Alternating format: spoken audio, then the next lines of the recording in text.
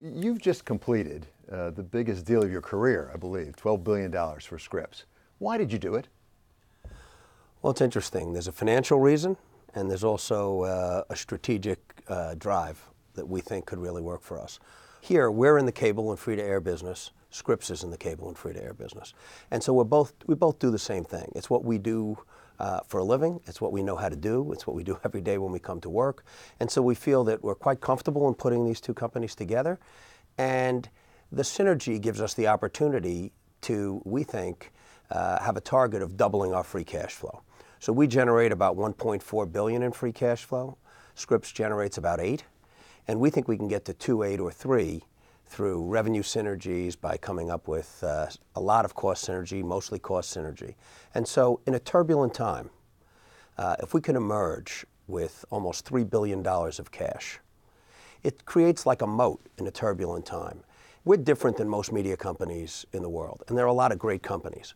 But whether it's Disney or whether it's Rupert or Comcast, NBC, CBS, they're mostly in the scripted and movie business. Netflix, Amazon, that whole side of the business is focusing on, as if it was a soccer field, the ball is scripted series and scripted movies. So it's very crowded, it's getting very disrupted, and the number of scripted series have gone from 200 to over 500. And Apple and Amazon and Netflix alone are spending almost $20 billion on top of these companies. So we look at that and we say that we're not that. Well, we're on the other side of the business. The other side of the business is we own all of our content.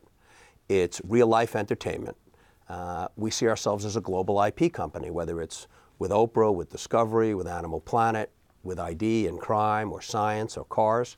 And with Scripps having food and HG and cooking and travel, we put it all together now, and we're on a different area of the field.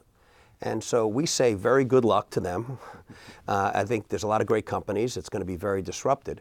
And our game is to take those great brands around the world, and as people over the next few years look to pull content onto devices and phones, we think the functional value of food, home, cooking, science, cars, that we'll do better, or we have a chance to do better, than if somebody was going to pay to watch The Crown on a mobile phone. So a lot of it is about owning IP and figuring out a way to get to mobile where people will pull your content.